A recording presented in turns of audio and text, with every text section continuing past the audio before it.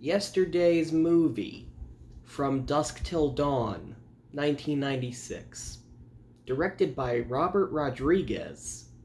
Starring George Clooney.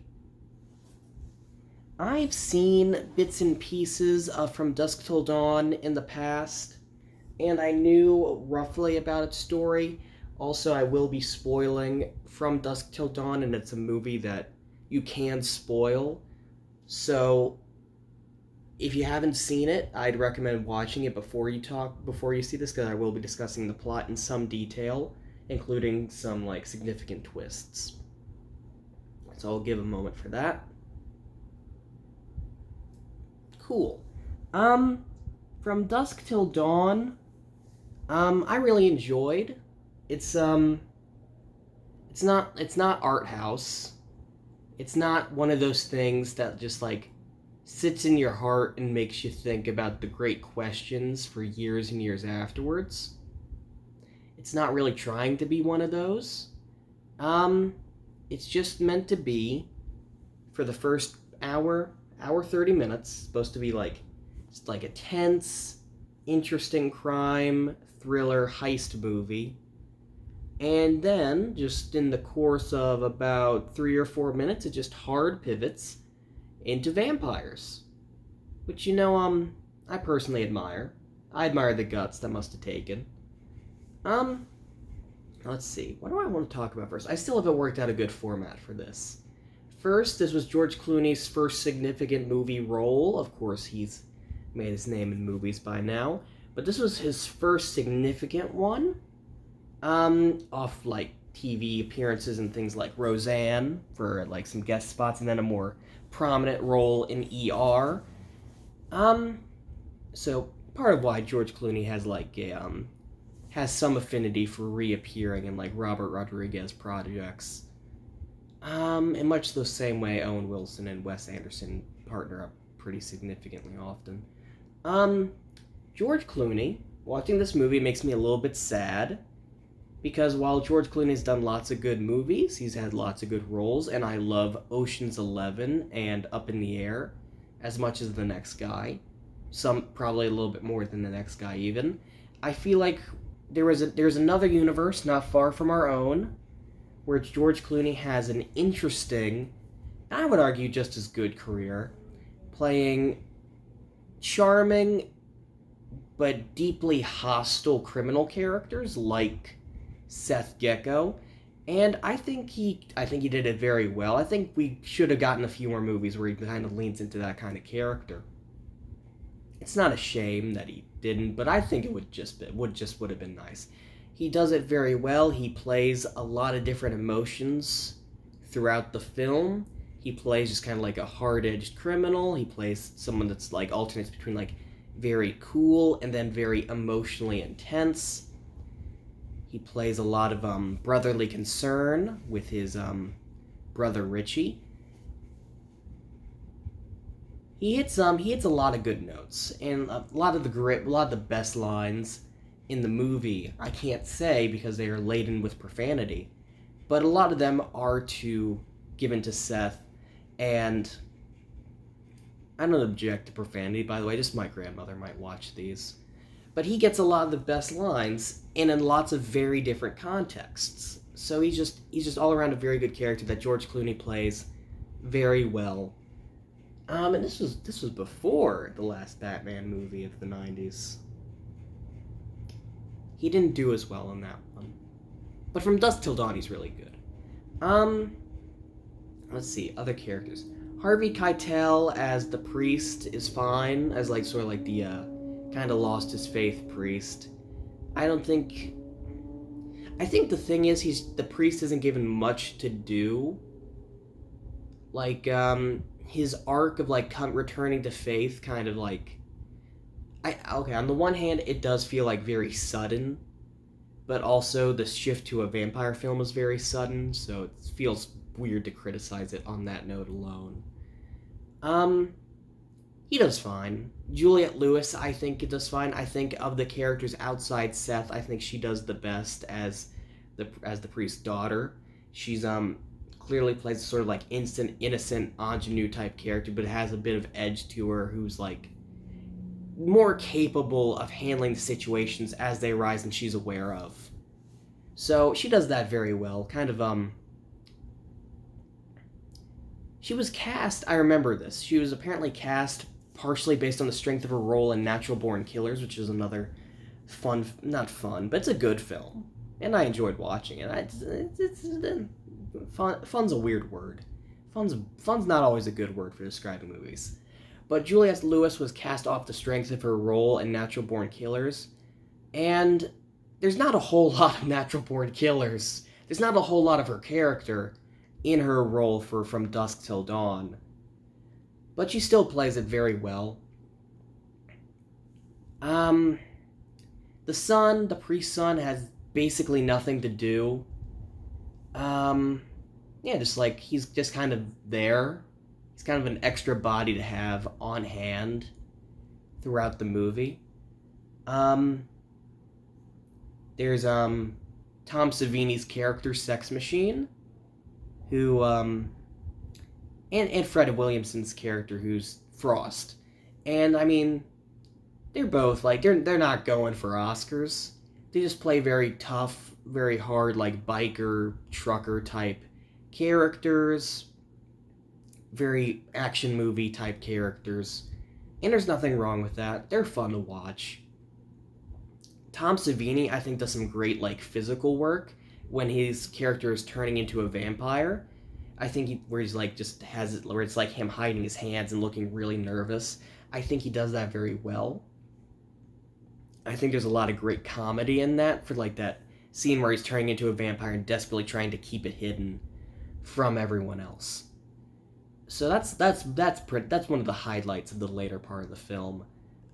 Frost, Fred Williamson, I mean, he's just like a cool guy, just tears out a vampire's heart, fights people.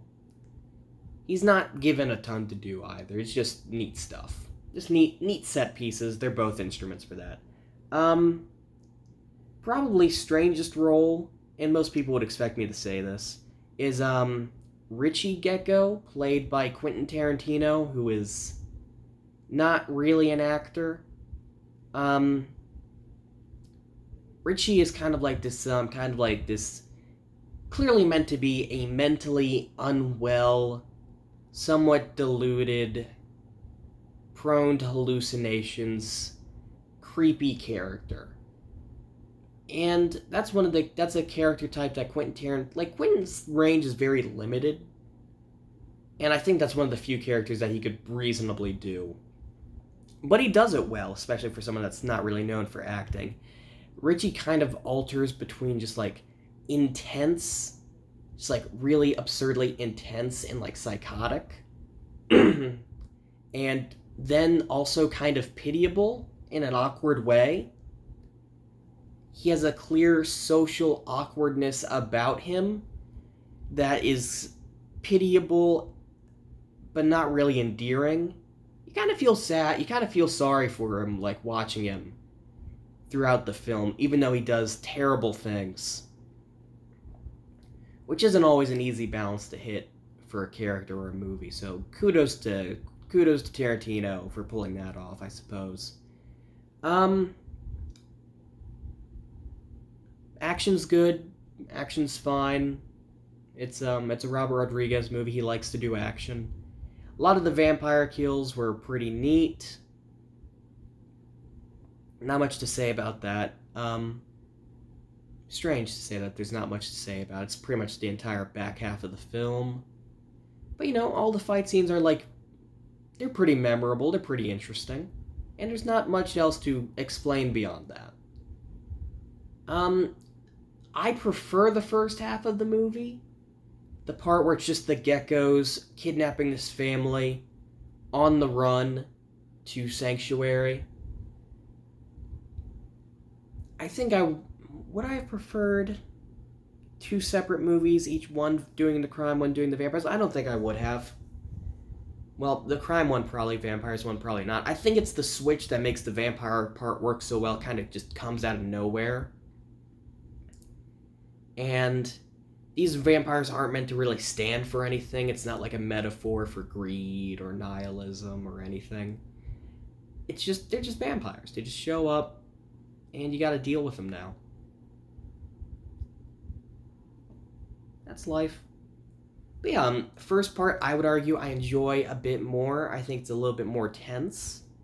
I think the character beats and lines are a little bit more interesting. It feels a little bit more like a film. If that's one complaint I have about the back half of From Dusk Till Dawn, it's that it kind of just feels like set piece after set piece, while the first part actually does feel like characters interacting and learning about each other. And I like that a little bit more. Not that there's anything wrong with the back half, really. I just prefer the first part. The border crossing scene where Cheech Marin shows up for the first time was really intense. It was really like tight, and I really liked that. Just like the sort of like the tension building up about like conflict between the dad and his son about what they're going to do. Seth and Richie trying to hide in the bathroom and knowing that the border patrol is coming. Very interesting, very exciting moment. I would have liked a whole movie of just stuff like that, where it's just this family and the criminals heading to like Sanctuary and then just getting into trouble along the way. Richie's instability is kind of set up in the first half of the movie, I think, to kind of be a liability to Seth into the rest of the people they come across. Like, he's set up to be like this serious threat to the family just due to his insanity. And I think a movie where that came to a head would have been interesting. Whereas like Seth and like this family have to deal with Richie's instability. Seth's torn about how to deal with his brother. The family's just trying to escape. I think that would have been interesting. But instead, he just kind of gets dropped by Salma Hayek as soon as the vampires come out. And yeah, I would have liked to see that beat play off. I would have liked to see all the things we see set up in the first half get paid off. But I also do like the vampire bit. And that's conflicting to me. I think if there was more build up to the vampires, I don't think I would have liked that as much. I think I liked the suddenness of it and how it just kind of throws everything we dealt with out the window, but I also would have liked to see some of the bits that we had in the first brought to fruition, perhaps in like a separate movie. There's a series. There's a From Dusk Till Dawn series that was created and partially directed by Robert Rodriguez for his television network, now defunct, I believe.